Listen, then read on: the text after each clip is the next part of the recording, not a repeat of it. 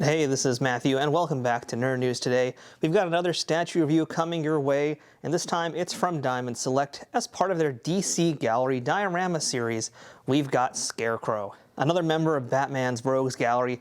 Diamond has been doing a lot of bad guys lately from the world of Batman, which is honestly a nice break because meanwhile McFarlane Toys keeps giving us nothing but Batman. So today we've got this PVC figure diorama of Scarecrow.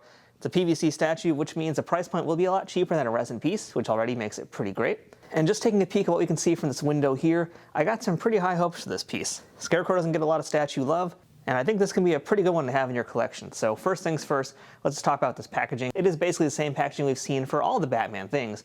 They all follow this same aesthetic here, which is the gray with the cityscape in the back and the black and yellow, which is really cool. I love that it's basically his outfit. It's basically Batman's outfit because that's his utility belt. That's one of my favorite things about this packaging. Normally I wouldn't really care too much about the box, but that just makes it really cool. Each side you can see here has a window, except for the back, which has information we'll look at in a moment. And the top has the classic diamond sunroof. So let's turn this guy around here, talk about what's on the back, and look at that lovely long bio. He's actually got a really long bio for a change. Hats off to whoever wrote this because it's actually pretty detailed, and I'm very, very happy they included this in here because that's been one of our nitpicks for the past year was bios, and this year in particular, they've gotten way better. They've really upped the ante in most of these statues, especially the comic book ones. Because as you know, knowledge is power, and if you want to beat a Scarecrow, you need a lot of power. It also lets us know that this was designed by Caesar and sculpted by Altered and a pair of guys we've enjoyed very much here on this channel. But that's enough about the box. Let's go ahead and take our Scarecrow out and get a look at him, and get a better look at him from all angles. And we are back, and here's our Scarecrow now out of the box. And just to warn you guys here, you're gonna notice that this space down here is probably gonna look a little funky. That's because there's some green sludge on the base there, and as you guys can tell here, I'm clearly green screening him behind something. So yeah, I normally would mask that out, but I'm pretty sure I'm gonna be moving this piece around a lot. So if it looks funny and the green is interacting a lot more with that green screen, well, my apologies. So let's talk about this Scarecrow piece. This is a really interesting, scary kind of piece. I don't really have too many pieces that I call kind of scary in my statue collection. And this is one that's definitely very eerie and creepy and very much unsettling. This piece is really more about the pose and the angles that it creates with the base and everything else, more so than there is face, because yeah, Scarecrow doesn't have much of a face. If you really get a good look in there, it's basically just a sack over his head with eyeballs kind of poking out. And yeah, really, you can barely even see that, because depending how you pose it, the face is gonna be just so minimal compared to the rest of the piece. And that hat is gonna obscure so much of it too. So yeah, this is much more about the shapes and the angles that's gonna create. And there are a lot of angles here in this pose, and that's what makes it really kind of creepy and I think disturbing too. It's very much kind of reminiscent of like a Slender Man kind of thing, you know? Because of all these right angles and these sharp points. Because think about it, did you ever wonder why the Care Bears are so round and why Slender Man is so, well, slender?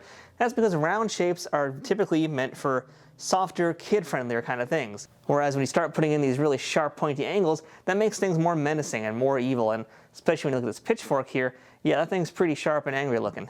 So from a design perspective, yeah, there's really nothing that's round here whatsoever. This is all sharp points. This is all meant to be very angry looking, very fierce, demonic, whatever different words you want to use here. It's all of those horrible, bad, naughty, naughty things. And because not only, and even these fingers that he has too are so ragged and pointy, it kind of reminds you of like something you'd see in scary stories to tell in the dark. It's a very creepy piece that relies on a lot of earth tones also. You can see here that the majority of the color in the Scarecrow is brown, this kind of deep brown shade. We've also got these very rusted pieces of barbed wire on the base, which is one of my favorite parts about this, as well as these wooden planks that look really weathered, really old and beat up. The ground is just kind of gross too. And then there's that pile of fear toxin, as we mentioned, that green puddle that's down there with a batarang sticking out of it. That's really the only pop of color you have here. And it goes a long way because everything else here is so dark. Now, a lot of times we'll talk about highlighting done with different paint to different tones, but really this time around, it's actually the dark shades that are doing the work because there is such very little brightness to this. Like, there's a little bit of highlight on his elbow you can see, on the back of his thighs, and on the top of his hat. A few other pieces here and there, but it's mostly dark shades next to darker shades that pop it out. And that's what makes these brighter shades here look even more bright. I really like this pitchfork here also, by the way, and it's not actually glued to the base. I wonder if you could actually slip it out of his hand if you wanted to. It looks like it's actually in there pretty well though. This thing is super pointy. That's your diamond death trap for the statue. If someone breaks into your house and you need to fight back, just grab the Scarecrow here and stab him in the eyes with that pitchfork. What I feel like is also different from this piece is how very much it is in this kind of one shape here. It's all very pointy, and those right angles all lead it to go upwards towards the tip of his hat, and The way this goes here, it leads you back down to his body, to this base here, which has a lot of heft to it, and really grounds him into the piece. It's very slim, but still has a lot of gravity and a lot of weight to it, physically speaking. I don't just mean because, yeah, it's kind of heavy to hold. I don't think it actually is that heavy. No, not really. More so when I say gravity, it's just how the piece is holding on to itself in the design. And it does a very good job of that. It feels like he's actually walking down kind of a slow path or something here. And the way they shape it is, too, again, it kind of puts you down in that direction. This is a very, very well-designed piece, very excellently executed, and has a lot of personality to it. And that's what's interesting to me, because when you've got a character like the Scarecrow, he doesn't really necessarily have the most personality. I mean, it depends who draws him, but at the end of the day, you can't do much with his face. It's got to be all about the body language. And I don't really know if he's necessarily the most expressive kind of character. He might just go with his fingers and go, yeah, but he's not the most expressive character.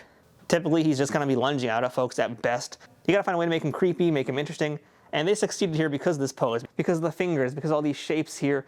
It makes it a really kind of disturbing pose without being gory, without being kind of... It's very much a psychological kind of disturbing, and that's a perfect fit for a guy like Scarecrow. So the big question now is this version of Scarecrow worth adding to your Batman Rogues Gallery collection? I think definite yes. Number one, because you don't get a lot of Scarecrow things these days. There hasn't been a ton of merch for him anyway.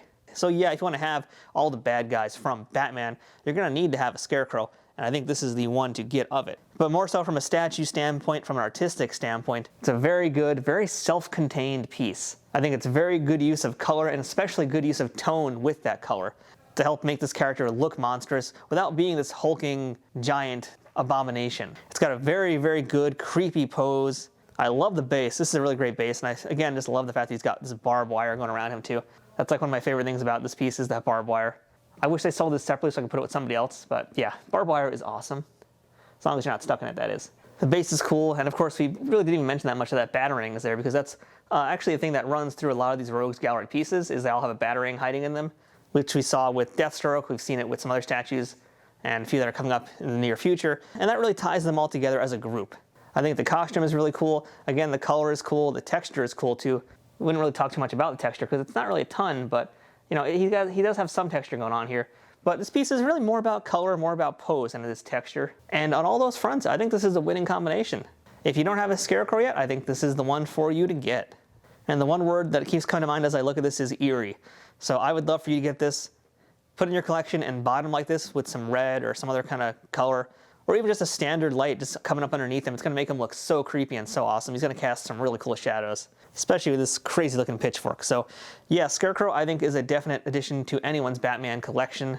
And if you'd like to get them for yourself, you can pick them up from Diamond Select's website, or you can use our Amazon affiliate links in the description below, which helps us out and costs you nothing extra. And let me know what you think about this Scarecrow piece. Do you like it? Do you hate it? And is this statue going to be part of your shelf of Batman characters? Leave some comments below and let's chat about Scarecrow. So until next time, this is our DC Gallery diorama piece of the Scarecrow, another great addition in their Gallery diorama series of Batman baddies. I'm Matthew, and this has been Nerd News Today. Until next time, we'll see you later.